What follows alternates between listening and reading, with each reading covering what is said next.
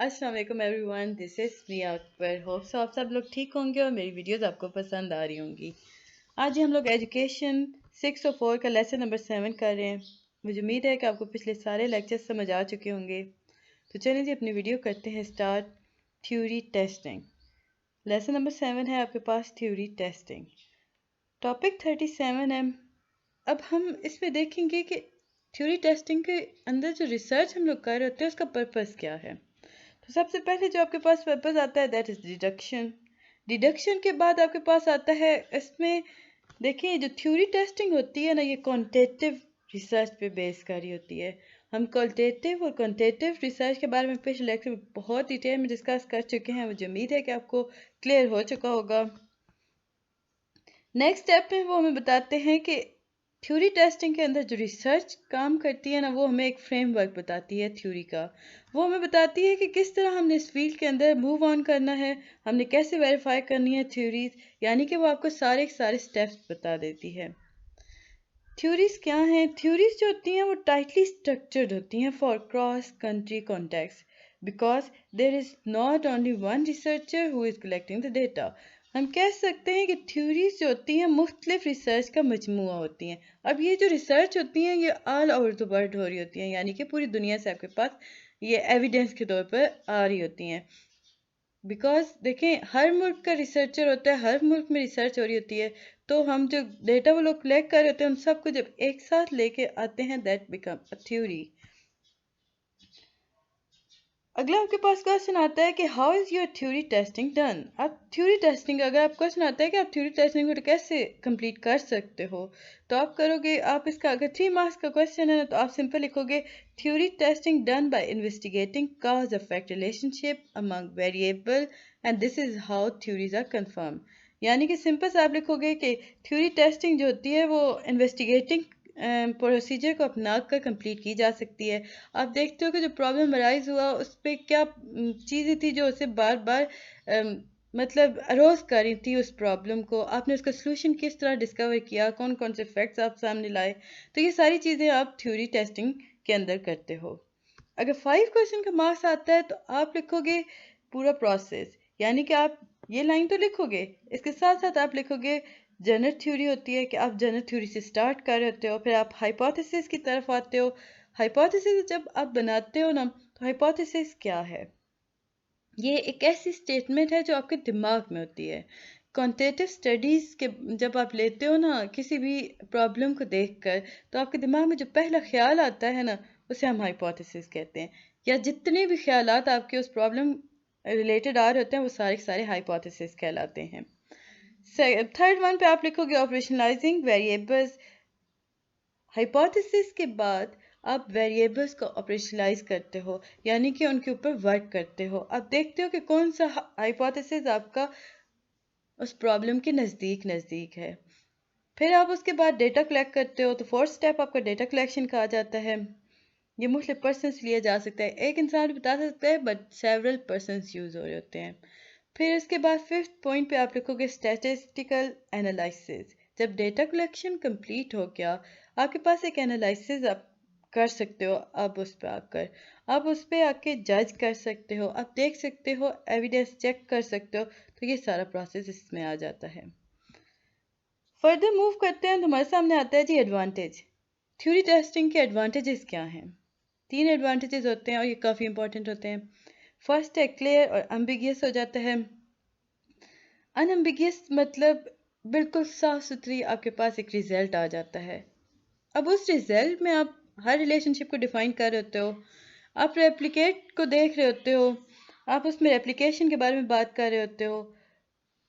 It is based on the assumption of objectivity, validity and reliability. याद रखें, जो theory testing होता है वो बात करता है ऑब्जेक्टिविटी के बारे में, वैलिडिटी के बारे में और रिलायबिलिटी के बारे में।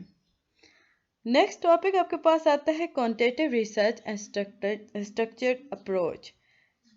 अब हम जब बात कर रहे हैं ना क्वांटिटेटिव रिसर्च की, तो सबसे पहले हमारे पास क्या चीज़ आता है? टाइटली स्ट्रक्चर होना चाहिए, यानी कि आप जो बेसिक प्रिंसिपल यूज़ कर अगर हम क्वांटिटेटिव रिसर्च के बारे में बात करते हैं ना, तो हम उसमें देखते हैं कि एक बेसिक प्रिंसिपल था कि आपका जो रिसर्च प्रोजेक्ट है वो टाइटली स्ट्रक्चर्ड होना चाहिए, वेल डिज़ाइन होना चाहिए, पैटर्न्स और टूल उसमें बताए गए हों, रिकॉर्ड द क्वेश्चनरीज यानी कि आप उसमें क्वेश्चंस कर सकते हो, ऑब्जर्वेशन दे सकते हो, कुछ भी इसमें हाइट नहीं होना चाहिए, कॉन्सेप्ट आपका पार्टिकुलर होना चाहिए यानी एक फिक्स्ड कॉन्सेप्ट होना चाहिए। आप हाइपोथेसिस के बेस पे थ्योरीज नहीं बनाते। हाइपोथेसिस आपका आता है, ख्याल आपके दिमाग में आया, लेकिन आप उस पर रिसर्च करते हो, उन पे टेस्टिंग करते हो, ऑब्जर्व करते हो, हर चीज़ उस पर लेके आते हो, तो एंड पर जो आपके पास नतीजा उस चीज़ से मिल के बनता है ना, तो उसे हम कहते हैं थ्योरीज। तो उसके लिए हमारे पास ये सारे पॉइंट्स होना बहुत ज़रूरी है। 5 मार्क्स का क्वेश्चन होता है तो आप सिंपल इसमें लिख लो, नाम ही आपने लिखने होते हैं, tightly structure, design, pattern and tools, questionnaires, observation, no biasness, particle concept. बस आपके पास आपको जो इजी लगता है, जो आपको याद रह जाएगा, आप वही पॉइंट लिख लो, बाकी इसमें कुछ भी इतना इम्पोर्टेंट नहीं था। आगे बढ़ते हैं तो अब हमारे पास आता है जी टॉपिक 39। अब हम इसमें देखते हैं क्वालिटेटिव अप्रोच और पर्पस। सबसे पहले हम देख रहे थे क्वांटिटेटिव अप्रोच, अब हम देखते हैं क्वालिटेटिव अप्रोच के बारे में। अब इसके पर्पस क्या हैं? This is not there to measure quantity, it is there to measure quality of things. याद रखें, जब हम क्वालिटेटिव अप्रोच की तरफ आते हैं तो हम क्वालिटी के बारे में बात करते हैं, लेकिन ऑन द अदर हैंड जब हम क्वांटिटेटिव अप्रोच की तरफ बढ़ते हैं तो हम उसके अंदर मेजर करते हैं क्वांटिटी को। तो यही बात हमें बताई गई कि क्वालिटेटिव अप्रोच के अंदर हम क्वांटिटी मेजर नहीं कर रहे, हम किसी भी चीज़ की क्वालिटी के बारे में बात कर रहे हैं। ये जो अप्रोच होती है ना, ये इन डेप्थ अंडरस्टैंडिंग होती है किसी भी कॉन्टेक्स्ट की, कि चल क्या रहा है, हम ढूंढ क्या रहे हैं, या हमारा मकसद क्या है। ये हमें रीज़न बताती है हर डिस्कशन के बारे में।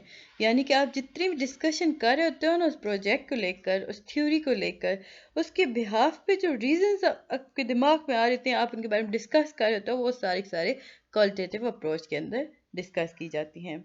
इस अप्रोच के अंदर हमें कहा गया कि जो वैल्यूज़ होती हैं वो काफ़ी ज़्यादा इंपॉर्टेंट होती हैं, एक्शन भी इम्पॉर्टेंट होते हैं, एक्सपीरियंस भी इतने ही इम्पॉर्टेंट होते हैं जितनी वैल्यू है। ये जो क्वालिटेटिव अप्रोच है ना, ये एमिक व्यू रखती है। एमिक व्यू क्या होता है? देखिए, एमिक व्यू जो होता है वो इनसाइडर व्यू होता है, यानी कि वो आपको डेप्थ बताती है। डायरेक्ट आपको ये नहीं बता देगी कि ओके जी ये चीज़ बिल्कुल परफेक्ट है, वो बल्कि आपको सर्च करेगी, बताएगी कि देखें ये चीज़ आपके लिए इसलिए इम्पोर्टेंट है कि इसमें ये बेहतरीन उसमें पाया जाता है, ये प्रॉपर्टी उसकी बेहतरीन है। अब जो मैं कह रही हूँ ये दैट बिकॉज ऑफ एग्जाम्पल है, ये हम किसी चीज़ को पॉइंट आउट नहीं कर रहे, हम सिंपल डिस्कस कर रहे हैं। तो मैं आपको ये कॉन्सेप्ट इसका क्लियर कर रही थी। एमिक व्यू क्या होता है? वो इनसाइडर व्यू होता है। अगला टॉपिक है जी आपके पास टॉपिक 40, क्वालिटेटिव अप्रोच यानी कैप्चरिंग प्रोसेस। अब हम क्वालिटेटिव अप्रोच के अंदर कैप्चरिंग प्रोसेस देखते हैं। तो इसका क्या मतलब हुआ? जब हमने बात की कि क्वालिटेटिव अप्रोच जो है वो क्वालिटी वाइज काम कर रही है, तो हमें पता चला कि ये तो बहुत बेहतरीन अप्रोच है। अब इसमें हम यूज़ करते हैं कैप्चरिंग प्रोसेस का। अब कैप्चरिंग प्रोसेस को कैसे यूज़ किया जाएगा? देखें, इसका मतलब ये हुआ कि आप बिलीव करते हो कि जो चीज़ आपके सामने आई है वो is on a constant flux. यानी कि आप इसे प्रॉपर वर्डिंग में लिखोगे तो आप कहोगे कि qualitative approach is interested in capturing process, that mean it believes that when you go in a context it is on constant flux। इससे हमें पता ये चलता है कि नेचर ऑफ प्रोसेस है क्या, flux of change with in which education is grounded. यानी कि हम देख रहे होते हैं कि जो प्रोसेस हम कर रहे हैं इसका नेचर क्या है।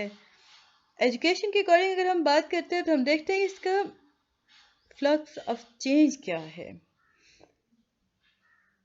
मतलब इसे अगर मैं बहुत सिंपल कर दूं, मैं कहूँगी कि ये आपको मकासद बताता है बुनियादी तौर पर। अगर एजुकेशन की फील्ड की अगर हम बात करते हैं, क्योंकि हम ले की एजुकेशन चल रहे हैं, तो ये हमें बताता है कि इस एजुकेशन या इस पर्टिकुलर सब्जेक्ट को पढ़ने का मकसद क्या था। तो इसके लिए हमें क्वालिटेटिव अप्रोच की ज़रूरत पड़ती है।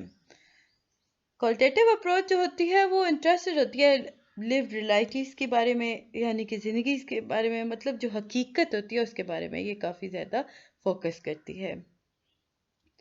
इसमें हम क्या करते हैं, हम ऑब्जर्वेशंस यूज़ कर रहे होते हैं, हम देख रहे होते हैं observation for quality of thing rather than quantity, यानी कि हम यूज़ कर रहे होते हैं जिसमें हम देख रहे होते हैं ना ऑब्जर्वेशन, जिसमें हम देख रहे होते हैं कि क्वालिटी क्या है इस चीज़ की, क्वांटिटी को हम रेफर नहीं कर रहे होते। इसमें फील्ड नोट्स यूज़ किए जाते हैं, फोटोग्राफ, वीडियोस, ये सारी चीज़ें यूज़ की जा रही होती हैं, डॉक्यूमेंट्री एनालिसिस यूज़ किए जा रहे होते हैं। आगे बढ़ने से पहले काइंडली मेरे चैनल को लाइक और सब्सक्राइब ज़रूर कर दें। वीडियो पसंद आती है तो कमेंट भी कीजिएगा, बेल आइकन को भी प्रेस कीजिएगा ताकि आने वाली वीडियोस के नोटिफिकेशन आपको इजीली मिल सकें। टॉपिक 41 है जी आपके पास क्वालिटेटिव अप्रोच। अगेन हम क्वालिटेटिव अप्रोच के अंदर देख रहे हैं कमिटमेंट टू आइडियोग्राफिक अप्रोच।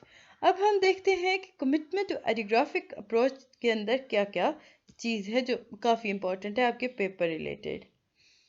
इस अप्रोच के अंदर जो मेन क्लेम होता है ना कि ये ओनली अक्रॉस केसेस, यानी कि केसेस के आपके पास जो प्रॉब्लम आई, जो केस आया उसके आसपास ही घूमेगी, ये इधर उधर नहीं जाती, ऑब्जर्वेशन को भी टू द पॉइंट रखती है। They are interested in holistic understanding, they are interested in all the thick description, यानी कि ये आपके हर पॉइंट को डिस्कस करने के बारे में यूज़ की जाती है क्वालिटेटिव अप्रोच।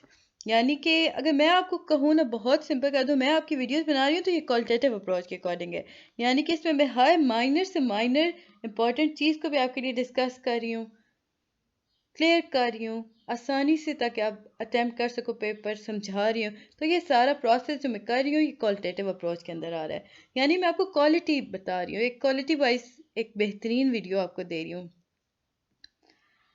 नेक्स्ट टॉपिक है आपके पास थ्योरी डेवलपमेंट। अब इसमें हम क्या देखेंगे, डिडक्टिव वर्सेस इंडक्टिव, यानी कि हम क्वालिटेटिव रिसर्च को क्वांटिटेटिव रिसर्च के अंदर देखेंगे, यानी डिफरेंस इनका देखेंगे। क्वांटिटेटिव रिसर्च के अंदर क्या क्या यूज़ होता है, थ्योरी हो गई, हाइपोथेसिस हो गए, ऑब्जर्वेशन हो गई और कंफर्मेशन हो गई। यानी कि सबसे पहले आपको एक चीज़ दी गई जिसे आपने कहा थ्योरी है, उस थ्योरी के अंदर आपने हाइपोथेसिस ढूंढे, केसेस आपको मिले, आपने उसमें अपने ख्यालात ऐड किए, फिर उन्हें ऑब्जर्व किया, लास्ट में आपने उसकी कंफर्मेशन कर दी। अब हम देखते हैं कि on other hand qualitative research क्या है। इसके अंदर जी ऑब्जर्वेशन हो रही होती है, पैटर्न्स यूज़ किए जा रहे होते हैं, टेंटेटिव हाइपोथेसिस लिए जा रहे होते हैं। अब टेंटेटिव हाइपोथेसिस हैं क्या, ये वो हाइपोथेसिस होते हैं जो आपके केस के एज इट इज़ लिए जाते हैं, यानी उसके अकॉर्डिंग होते हैं, आप आसपास से ख्यालात नहीं लेके आते हो और लास्ट में आपके पास थ्योरीज आ जाती हैं। इसके बाद ये research design in qualitative research, इसमें आपका पेपर रिलेटेड कुछ भी इंपॉर्टेंट नहीं था। एक था कि एनालिसिस जो डिफ़िकल्ट होता है मैसी भी हो जाता है क्वालिटेटिव रिसर्च के अंदर।